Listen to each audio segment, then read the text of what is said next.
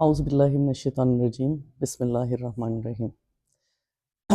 آج اس ویڈیو میں یہ پیچھے میری بلی بیٹھی ہوئی ہے، میں اس کو ہٹا رہی ہوں، وہ بار بار آ رہی ہے۔ تو آج ہم لوگ آل عمران سٹارٹ کر رہے ہیں۔ آل عمران کا آغاز ہو رہا ہے، سورہ آل عمران پارہ نمبر 3، کیونکہ سورہ بقرہ 2.5 پارے پر ہے، تو پارہ نمبر 3 کا شروع کا حصہ سورہ بقرہ ہے اس میں۔ تو اب یہ ہم سورہ آل عمران سٹارٹ کر رہے ہیں۔ اس صورت کا جو نام ہے وہ صرف علامت کے طور پر ہے۔ اس صورت پر ایک مقام میں آل عمران کا ذکر آیا ہے، جس کی وجہ سے اس کا نام آل عمران رکھا گیا۔ اس میں 4 باتیں ہیں جو جنگ بدر کے قریبی زمانے میں نازل ہوئی ہے۔ وہ پہلے یعنی کہ سورت کے آغاز سے اور چوتھے رکوع تک کی ابتدائی دو آیتوں میں جنگ بدر کے قریبی زمانے میں وہ 2 آیتیں نازل ہوئی ہیں۔ اور اسی طرح ان اللہ اصطفیٰ آدم، یہاں سے آیت نمبر ان اللہ اصطفیٰ آدم سے شروع ہو کر دوسری جو بات کی گئی ہے وہ شروع ہو کر اور چھٹے رکوع پر ختم ہوتی ہے۔ یہ 9 ہجری میں ان کے آمد کے موقع پر نازل ہوئی تھی، 9 ہجری میں یہ نازل ہوئی تھی۔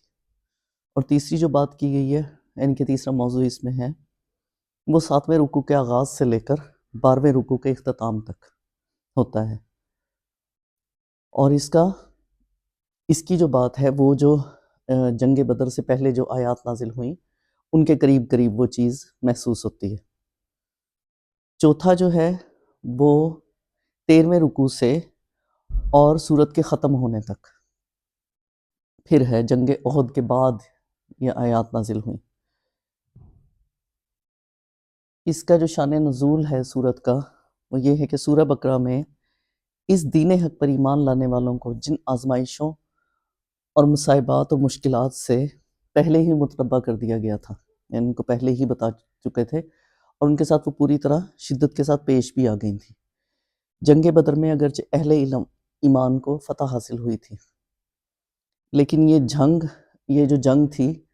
یہ انہوں نے عرب کے جتنے بھی علاقے جو دشمن تھے ان کے بھیڑوں کے چھتے میں ہاتھ دینے والی بات تھی۔ تو انہوں نے اس کے یعنی کہ یہ جو جنگ بدر ہوئی اس میں جو عرب کے قبائل تھے اس کو چونکا دیا تھا، سب قبیلوں کو، کہ یہ اتنی چھوٹی تعداد میں اور اتنی بڑی فتح انہوں نے حاصل کی ہم پر،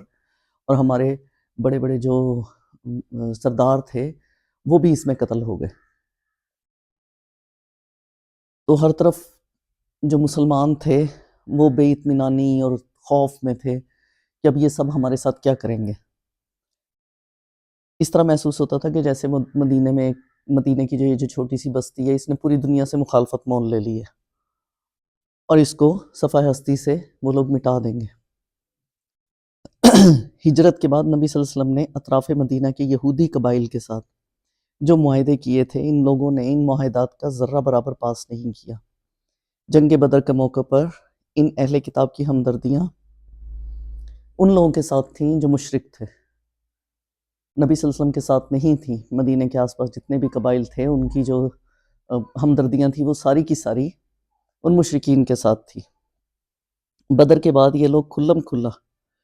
قریش اور دوسرے قبائل عرب کو مسلمانوں کے خلاف جوش دلا دلا کر بدلہ لینے پر اکسانے لگے۔ ان کے پاس کوئی لحاظ نہیں تھا، کوئی یہ نہیں تھا کہ بھئی ہاں جی۔ اور جب ان کی شرارتیں اور عہد شکنیاں حد برداشت سے گزر گئیں تو نبی صلی اللہ علیہ وسلم نے بدر کے چند مہینے کے بعد بنی قینقاع پر، جو ان یہودی قبیلیوں میں سب سے زیادہ شریر لوگ تھے، ان پر نبی صلی اللہ علیہ وسلم نے حملہ کر دیا جنگ بدر کے بعد، اور انہیں اطراف مدینہ سے نکال باہر کیا۔ لیکن اس سے جو دوسرے یہودی تھے وہ زیادہ بھڑک گئے، یہودی قبائل جو تھے وہ زیادہ بھڑک گئے۔ انہوں نے مدینہ کے جو منافق لوگ بھی تھے وہاں پہ، منافق مسلمان، اور حجاز کے جو مشرک قبیلے تھے، ان کے ساتھ ساز باز کر کے اسلام اور مسلمانوں کے لیے ہر طرف خطرے ہی خطرے پیدا کر دیے۔ حتیٰ کہ خود نبی صلی اللہ علیہ وسلم کی جان کے متعلق ہر وقت اندیشہ لگا رہتا تھا کہ کب آپ پر قاتلانہ حملہ ہو جائے۔ صحابہ کرام اس زمانے میں، یہ جو زمانہ تھا، اتنا ان کو خوف تھا کہ وہ ہر وقت اپنے پاس ہتھیار رکھا کرتے تھے، اور جب سوتے بھی تھے تو ہتھیار اپنے پاس رکھ کر سوتے تھے۔ نبی صلی اللہ علیہ وسلم نے راتوں کو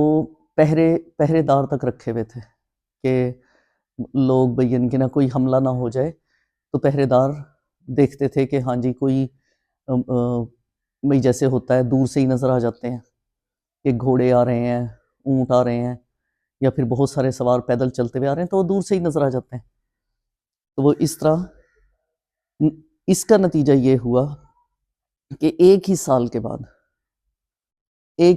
بعد نا اتنی قریش کے دلوں میں انتقام کی آگ بھڑک رہی تھی، تو اس پر انہوں نے یہودیوں نے اور زیادہ تیل چھڑکا۔ جو ارد گرد کے قبائل تھے وہ یہودی تھے، جو اس کے اندر تھے وہ تو قریش کے جو تھے لوگ وہ تو مشرک تھے، تو یہودی جو تھے نا انہوں نے اور زیادہ اس پر جلتی کا تیل کا کام کیا، اور انہوں نے اتنا بھڑکایا کہ مکے ایک ہی سال کے بعد 3000 کا لشکر بہت بڑا ہوتا ہے، وہ مدینے پہ حملہ آور ہو گیا، اور احد کے دامن میں وہ لڑائی ہوئی جو جنگ احد کے نام سے مشہور ہے۔ اس جنگ کے لیے نبی صلی اللہ علیہ وسلم کے ساتھ 1000 لوگ، صرف 1000 لوگ مدینے سے نکلے،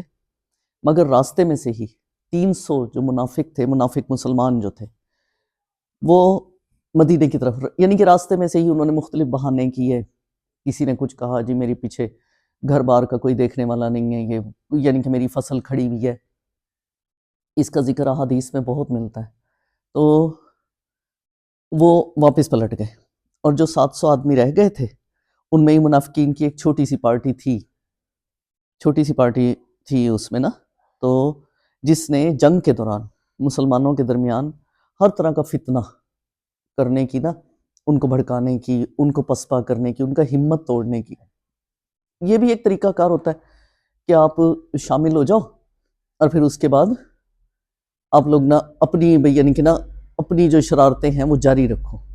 شامل ہو جاؤ ان کے ساتھ۔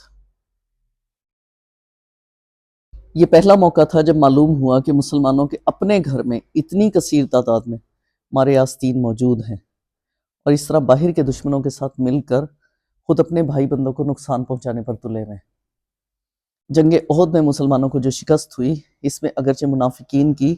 تدبیروں کا ایک بہت بڑا حصہ تھا، یعنی کہ انہوں نے جو تدبیریں کی تھیں، یہودیوں نے جو بھڑکایا تھا، اور جو منافق مسلمان تھے وہ ان کے بھڑکانے میں آ کے، اور انہوں نے جو بیان کے اپنے طریقے سے مسلمانوں کو کی ہمت توڑی، تو اس میں جنگ احد میں جو کچھ بھی ہوا تو وہ، اور خود کچھ مسلمانوں کی اپنی کمزوری بھی تھی کہ وہ اللہ پر ان کا یقین نہیں تھا۔ پہلے تو جنگ بدر میں اتنی تھوڑی سی تعداد تھی، تو وہ یعنی کہ پھر بھی اس کے باوجود جنگ بدر میں ان کو فتح اللہ تعالیٰ نے دی، تو اس میں وہ ان کی ہمت ٹوٹ رہی تھی، کیونکہ اتنے لوگ واپس چلے گئے۔ تو پھر اس کے بعد جو 300 لوگ واپس چلے گئے، پھر جو 700 بچے ان میں ہی منافقین تھے، تو ہمت ٹوٹ گئی مسلمانوں کی، جس کی وجہ سے، اور پھر ابھی تو تازہ جماعت جو یعنی کہ جو مدینے میں جب سے نبی صلی اللہ علیہ وسلم نے ہجرت کی، تو ان کی اس طرح سے نبی صلی اللہ علیہ وسلم نے اخلاقی روحانی اس طرح سے تربیت نہیں کی تھی ابھی اتنی اچھی طریقے سے۔ جو لوگ مہاجر آئے تھے ان کی تربیت نبی صلی اللہ علیہ وسلم نے خود کی تھی، جس کی وجہ سے ان لوگوں کا جو تھا ایمان کا جو مضبوطی تھی وہ بہت زیادہ تھی، ان لوگوں کی نہیں تھی۔ ابھی یہ لوگ اتنے زیادہ نہیں تھے، اس لیے یہ ضرورت پیش آئی کہ جنگ کے بعد اس جنگ کی پوری جو ہے سرگزشت، جو کچھ بھی جنگ میں ہوا، اس پر اللہ تعالیٰ ایک مفصل بات کرے، اور اس میں اسلامی نقطہ نظر سے جو کمزوریاں مسلمانوں میں کے اندر نظر آئی ہیں، ان میں ایک ایک کی نشاندہی کر کر اس کے اصلاح کے متعلق ہدایات دی جائیں، یعنی کہ اللہ یہ کام کر رہا ہے۔ اس میں سورہ آل عمران میں جو ہم لوگوں نے پہلے بات کی ہے کہ اینڈ کے جو رکوع ہیں 13ویں رکوع سے اور آخر تک صورت میں، وہ یہ جنگ احد پر ہی بات ہوئی ہے، یعنی کہ اس کے اندر کون سی کمزوریاں تھیں مسلمانوں میں، اور کس طرح ان کو ٹھیک کرنا چاہیے، اللہ تعالیٰ ان پر بات کر رہا ہے۔ اس سلسلے میں یہ بات نظر میں رکھنے کے لائق ہے کہ اس جنگ پر قرآن کا تبصرہ ان تبصروں سے کتنا مختلف ہے جو دنیاوی جرنیل اپنی لڑائیوں کے بعد کرتے ہیں۔ یعنی کہ جو دنیا میں جو لڑائیاں ہوتی ہیں اس میں جرنیل جب اگر فرض کریں کوئی جنگ ہار گئے تو فوجی جرنیل اپنے جو ہوتے ہیں ان کے سپاہی، اس کے بعد ان کو 100% ان کے مورال بڑھانے کے لیے ان کو تقریر کرتے ہیں، ان سے باتیں کرتے ہیں، ان سے ڈسکشنز کرتے ہیں۔ تو وہ ایک جرنیل جس طرح بات کرتا ہے تو یہ وہ انداز نہیں ہے اس میں جو اللہ تعالیٰ نے مسلمانوں سے بات کی ہے۔ ہم لوگ اگلی ویڈیو میں اس کو سورت کو شروع کریں گے انشاءاللہ تعالیٰ۔ امید ہے آپ لوگ میری حوصلہ افزائی کریں گے۔ میں کوشش کر رہی ہوں کہ قرآن کی بات، اس کا مفہوم جتنا مجھ سے ہو سکتا ہے پہنچانے کی کوشش کروں۔ آپ لوگ میرے جو غلطیاں ہو رہی ہیں ان کو اللہ تعالیٰ معاف فرمائے۔ آپ لوگ مجھے بتائیں گے تو میں اس سے زیادہ بہتر کر سکوں گی۔